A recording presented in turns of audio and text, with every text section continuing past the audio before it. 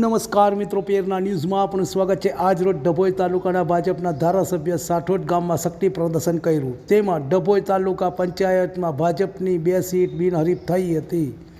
લિંગસ્થળી ભાજપના ઉમેદવાર બિનહરીફ થયા। પટેલ રાજેશભાઈ કરમાલ વિજેતા જાહેર થયા। તેમજ કુંઢેલા તાલુકા પંચાયતના ભાજપના ઉમેદવાર સુરેશભાઈ રાઠોડિયાને બિનહરીફ થતાં આજ રોજ ડભોઈ તાલુકા ધારાસભ્ય શૈલેષભાઈ મહેતાએ સાઠોદ ગામમાં રેલી કાઢી હતી। આ રેલીમાં વિશાળ કાર્યકરો રેલીમાં જોડાયા હતા। તેમને રેલીનો ઠેર ઠેર આવકાર મળી રહ્યો હતો। આ વિસ્તારમાં પોલીસ બંદોબસ્ત ગોઠવી દીધો હતો।